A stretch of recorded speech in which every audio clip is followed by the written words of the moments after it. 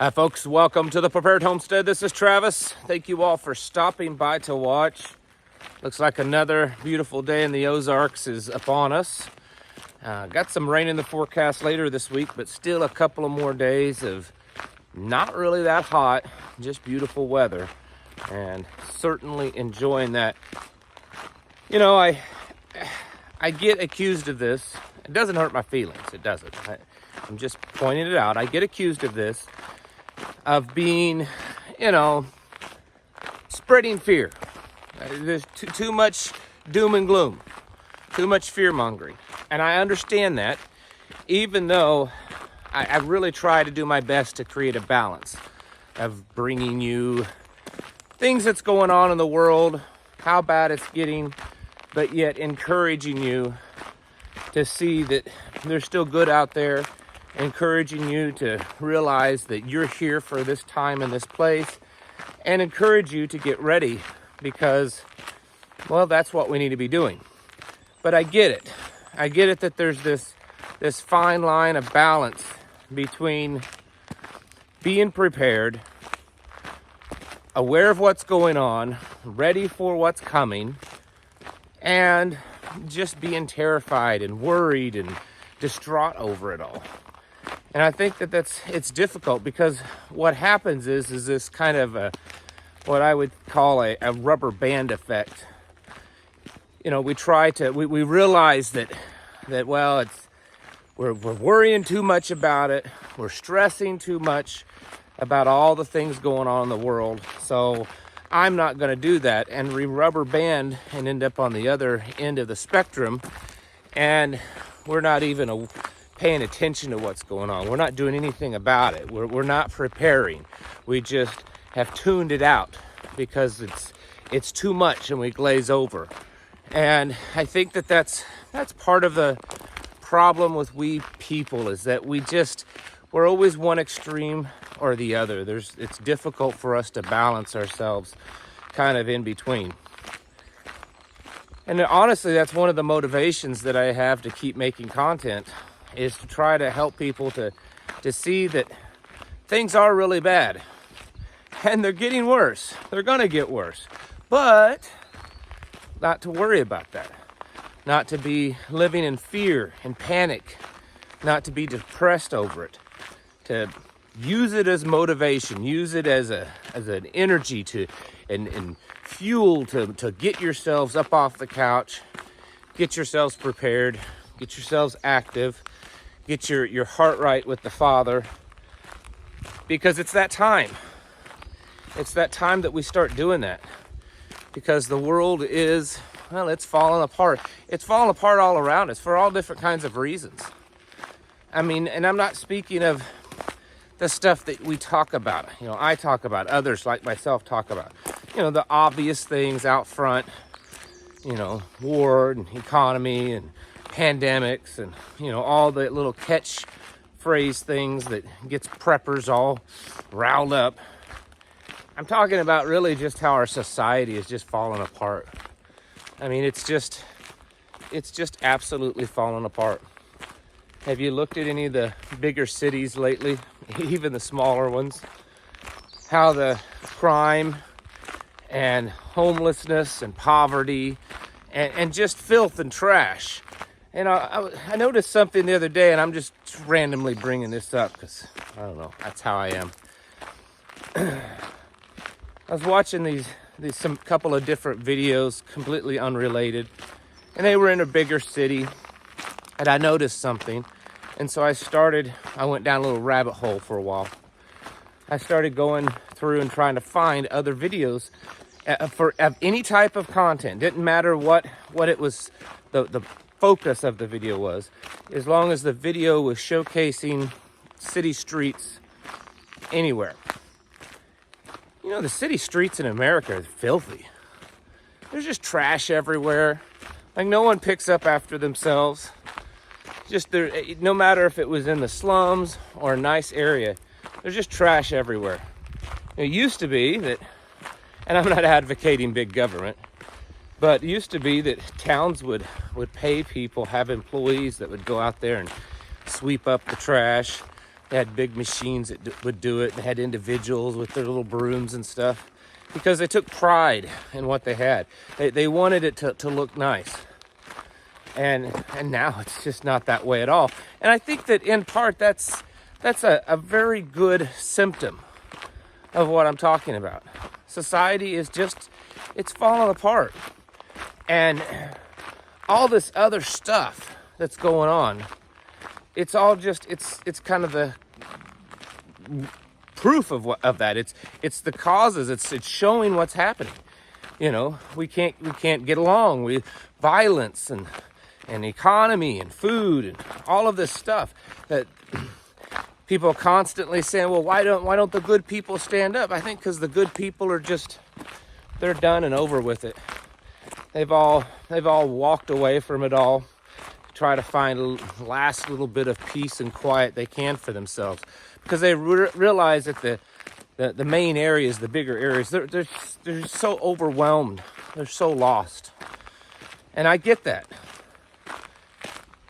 But we can't allow ourselves to give up on our own, to give up on taking care of ourselves and preparing. And I understand that, like I said, it's this fine line of taking things too far, of worrying too much, of,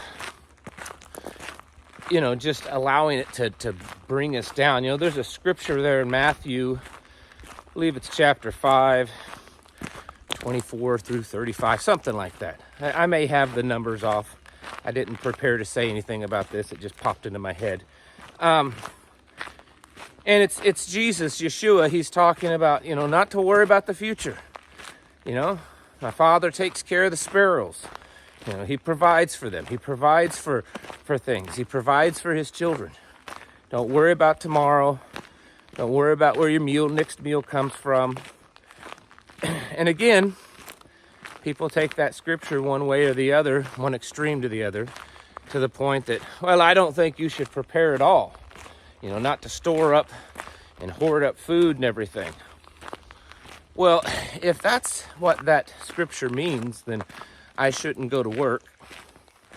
You know, I shouldn't even go to the store and buy food. I shouldn't even cook it.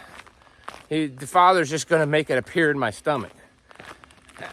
My personal opinion, that's not what he means, because there's plenty of other scripture that talk about working hard, storing up your you know, making sure you have enough food. You got to take care of your family, especially for men. You know, there's hardly anything worse than not taking care of your family. All these things. I think what he's talking about is not to worry about that stuff. Yes, you have to do your part. You have to go out there and you have to work hard, sweat of your brow. You have to get out there and make sure that your family has enough. And if that's having, you know, 3 days of food in the house, or if it's having, you know, 3 years of food in the house, whatever it is that you feel is necessary, you've got to have that and put the effort forth so that your family's taken care of, and that he will do the rest. He'll make sure that you're taken care of. But you have to do your part. And I totally agree with the, you know, not hoarding up food so that everyone else. That's a lot of people think that preppers are food hoarders, and I don't think that at all. In fact, over the last few years, I couldn't tell you how many times we've known of people in need, food-wise, groceries. And we go into our food preps, and we start pulling things out, things that we've stocked up on, and we look at it like a little grocery store, and we take things over to them. And I know that while it may not be the best plan when it comes to my own self-survival, that when things really fall apart, if there's people in need and I feel that the Father's directed me towards them, we'll take care of them as best as we can. We have to have balance in our lives, folks. We have to have balance and have faith that even though we know that things are falling apart, even though we know they're getting worse, we know that the world hates us, That's in the scriptures. We know that they're after us. We know that they're trying to destroy God's creation. We know all that. We know that because we have eyes and we have ears, we have a brain, and we also read the Bible. But we're also not supposed to allow that to wear us down, because we know, don't worry about tomorrow. We know who holds the future. That's the thing. It's what we have to remember. And yes, it's hard sometimes when we see things and there's this heartache when we're watching our nation, our society fall apart. When we're watching things happen and the grotesque and evil stuff that's being allowed. It's heartbreaking. I get it. But we can't allow it to bring us down. We have to use it as motivation. Motivation to push ourselves even more. Get out there and work a little bit harder. Get a little bit more ready. Lose a little bit more weight. Learn a skill a little bit better. And stock up a little bit more. Because these things are happening. It's very apparent. It's very obvious. And yes, we have God on our side. And we know that we're going to win in the end. We just got to make it there. Yeshua said that those that endure, and I've said this many times, that word endure, that's typically not a word used for having a great time. In my mind, it means things are going to be tough for a while. And he says that many times. They're going to be tough on us because we love him and they hate him, so they hate us. So that's why we do what we do. That's why we pay attention to what's going on. That's why we stock up. That's why we become self-sufficient. That's why we build strong relationships with our community around us. So that when things and as things continually fall apart, we will be more and more ready. There's another YouTube guy, I've said this before. Act like the world hates you. That's what it is. The world hates you. Train like it. And I like that. And I know that sounds so callous and everything and so negative, but that's the truth. Like I said, that's exactly what the scripture says. It's what the Bible tells us. The world hates us because we love him. And they hate him, so they hate us. We need to act like that. We need to train like that. We need to pray like that. We need to build relationships and community with each other and with our Father in heaven as if the world hates us, because they do. And all of this stuff that's going on, unfortunately, it is going to get worse. But don't let that be what gets you down. Let that motivate you and fire you up and push you to do even better.